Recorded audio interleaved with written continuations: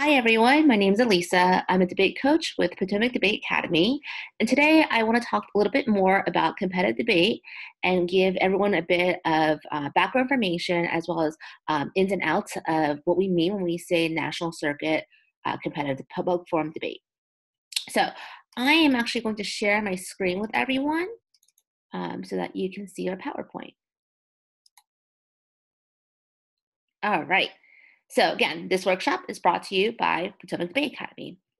So my personal background is on the PowerPoint. My educational credentials including earning a bachelor's from NYU, a JD from UVA School of Law, and a master's in higher education from University of Pennsylvania. I think what's really inspired me throughout my career is that I've been a lifelong debater since my high school days, and it's something that really changed the pathway of my life. I would say before I started debating in high school, I was definitely on the shyer side. I was definitely less looped in with current events and international affairs. And coming also from a much more traditional background within, the Asian American community in particular, I would say I was definitely more STEM oriented. But debate really opened my eyes to kind of all the various very important conversations going on around the world and gave me a voice that I felt more confident in my beliefs and my ability to share my thoughts with others. I also have over a decade of coaching experience, and I am the founder and head coach of Potomac Debate Academy. But that's enough about me. The point of today's conversation is really talk a bit more about our team, how we compete, and just the general benefits of competing in debate. So our academy, Potomac Debate Academy, was founded in 2013 for students in grades 4 through 12. Since our founding, we've expanded exponentially. So we originally started with public forum debate, but we also have students currently who compete in a variety of different events, including Classics, Reagan, Parley, and Extempt. Our inaugural team, so back in 2013, our inaugural team had only 8 team members. Right now, our elite travel team is now over 200 students strong. And in total, we have roughly 300 students or so at our debate academy. But I think our growth doesn't just speak to our success and our dedication and innovative curriculum, but also really speaks to just the passion our debaters have for the activity. I really do think it's an activity that could transform a young person's life and really put them on a path that allows them to advocate for themselves, regardless of what their majors or career pathways may be in the future. So, what exactly is public forum debate? Well, there's actually a lot of different styles of competitive debate. Some styles are 3v3, some styles are 1v1. Public forum is a 2v2 type of debate, meaning you and your partner go against somebody else and their partner. So each public forum debate round has a total of 4 students who are debaters and 1 judge. Sometimes they may have a panel of judges, but there are always only 4 debaters. Public forum debate topics focus on issues of domestic and international importance. So a lot of the issues that you'll see today are actually pulled from previous resolutions, previous topics. And you'll note that they have a lot of controversy behind them. A lot of times we call them like grab from the headlines in the sense that they're topics that people talk about a lot and every day. And that's really speaks to the foundation of public forum. The reason why it's called public forum is that it was a new type of debate style formed decades ago in response to making this idea of making debate more accessible to the public, this idea that these big topics of the day should be talked about, right? Topics, generally speaking, change from month to month. There are exceptions to this. So, for example, in the beginning of the year, the topic for September and October are the same, so that new students, what we call novices, have a less steep learning curve.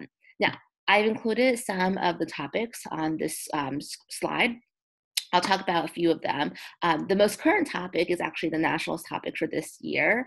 It states, resolved, on balance, charter schools are beneficial to the quality of education in the United States. Past topics include, resolved, the United States should remove nearly all of its military presence in the Arab states of the Persian Gulf. Another example is, resolved, the United States should increase its use of nuclear energy for commercial energy production. and resolve the United States to replace means tested welfare programs with a universal basic income. It just so happens, I just grabbed, the most recent resolutions. It just so happens that each one of these includes the United States. That's not always the case.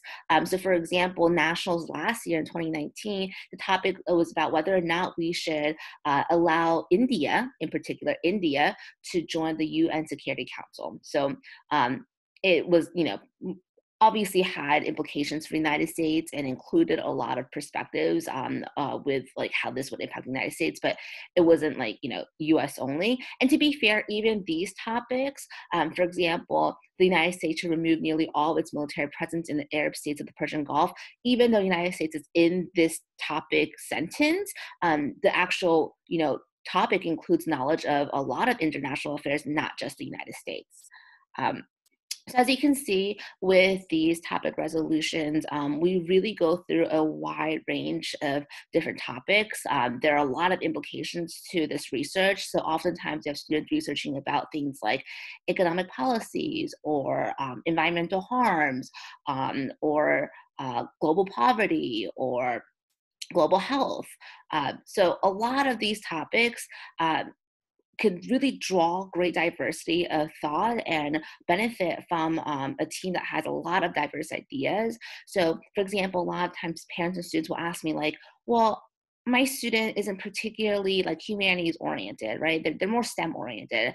To that, I would say, great, that's awesome, right? Like when you see a topic, for example, the United States should increase its use of nuclear energy for commercial energy production. Someone with a STEM mind, someone who has a background in things like engineering, um, or nuclear warfare, right? That's awesome. That's a great addition to a team. And oftentimes, regardless of the topic, when we're researching for these topics, we're pulling apart really dense papers that have like tons of methodology sections and sections talking about the research and the numbers and things like standard deviation. So regardless of the topics, someone who is really familiar with that type of research and data analysis is a great asset to any team. Okay, so generally speaking, why does debate draw such a huge crowd, right? Regardless of your interests, your majors, and your passions, I think debate is something that truly every single participant can benefit from. Public forum debate in particular, teaches students critical reading, analytical writing, logical thinking, and research skills.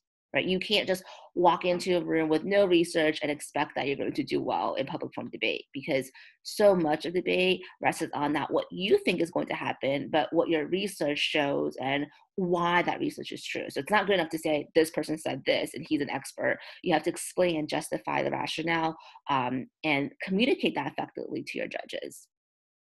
Our team in particular, when we prepare for competitions, including the annual Harvard University competition, we produce literally thousands upon thousands of pages of evidence.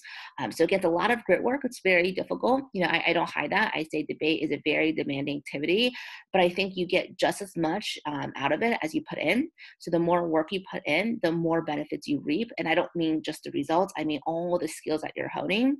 Um, I know over the years, a lot of parents, especially younger students and middle school students, tell me how thankful they are for having found debate, because when they tell their kids to read a book, they get bored, right? So they don't get the benefit of honing their reading comprehension and critical thinking skills. But when they're reading for debate, it's more fun, right? And there's a competitive component. So we're able to sneak in a lot of these skills and skill development without the students feeling like they're bored or without them feeling like it's just another kind of school activity. Um, so students on our team write multiple cases, blocks, and questions. In many ways, debate is a strategy game. It's like a chess game, right? So the students who do the best are the most prepared. So they're thinking 10 steps ahead, right? Like if I move here, what will my opponents say? And how can I write a block to that? Like, how can I write a response to that? And so on and so forth, right? So it's an activity that takes a lot of brain power, a lot of critical thinking. It's not just public speaking purely, right? And it's not impromptu. So again, you really can't just show up and expect to do really well just by speaking really well without having any research and preparation behind you. And again, it is for that reason, intensive activity that requires a large commitment. But beyond the benefits we already talked about, I think competitive debate also prepares students really well for things like standardized testing, such as the ACTs and the SATs.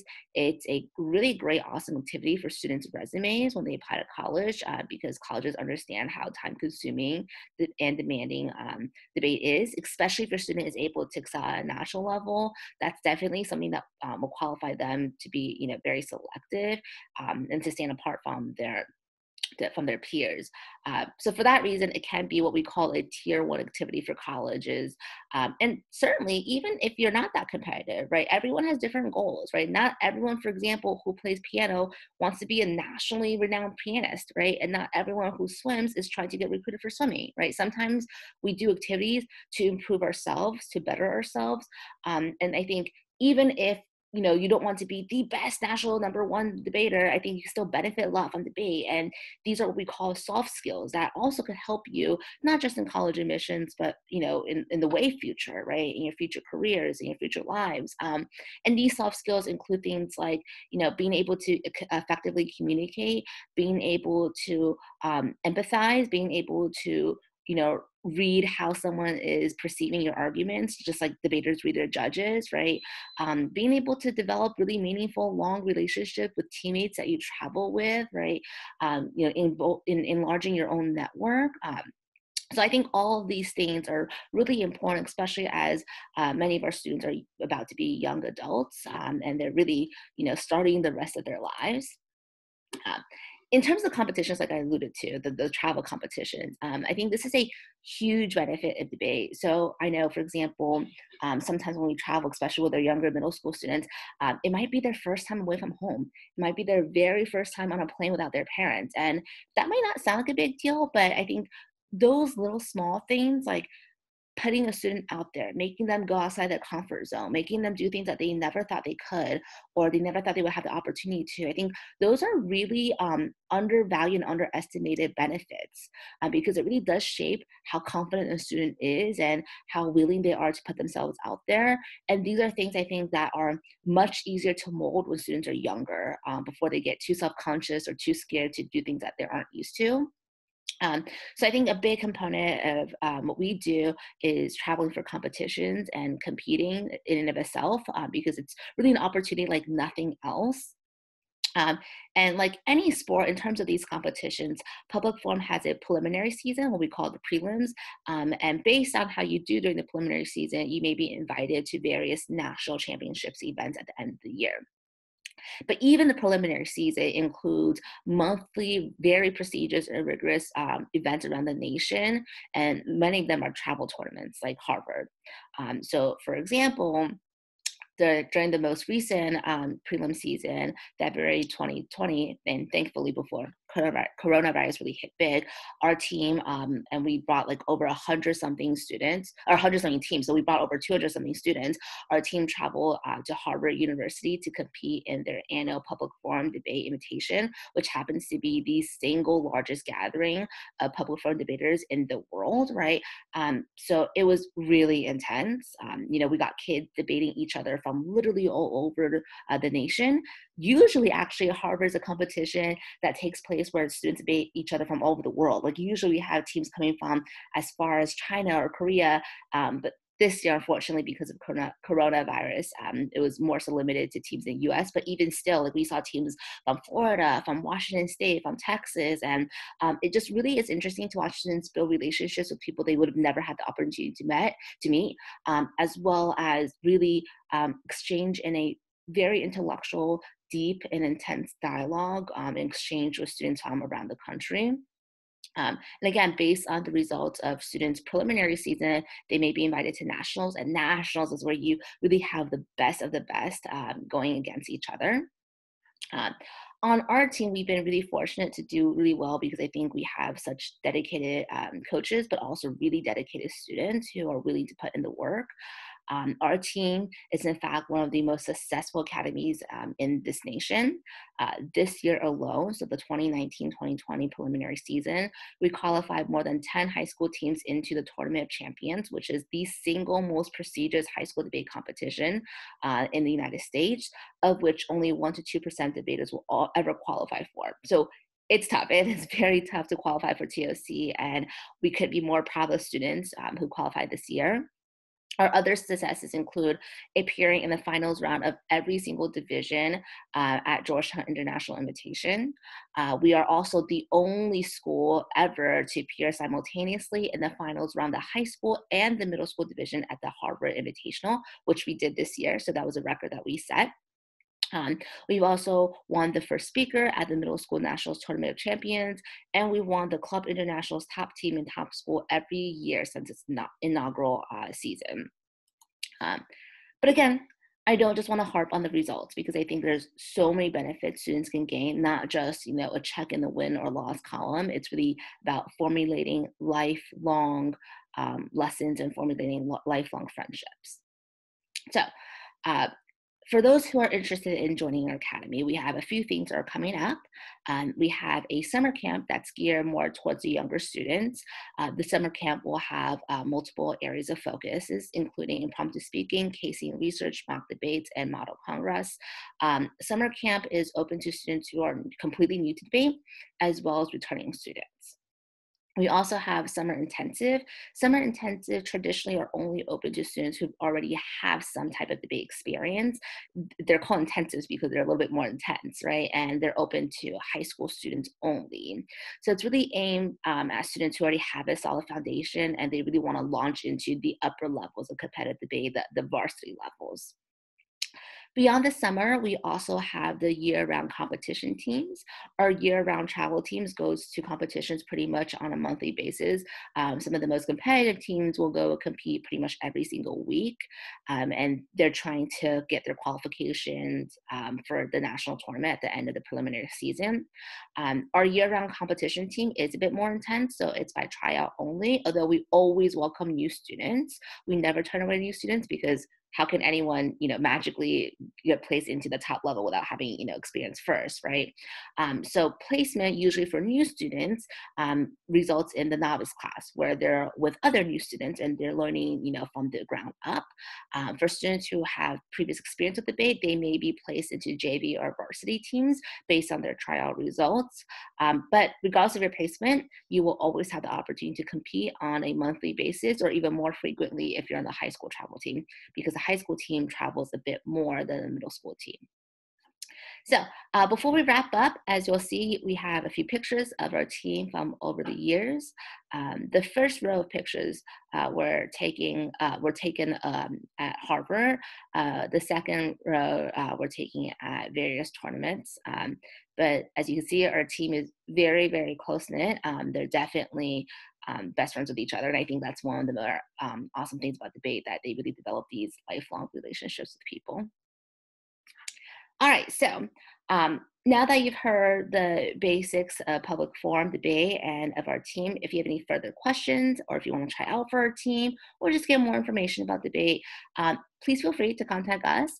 My email is on this slide. It's alisa@potomactutoring.com. You can also call us at any time, 240-221-1661. And at your own leisure, you can browse our blog.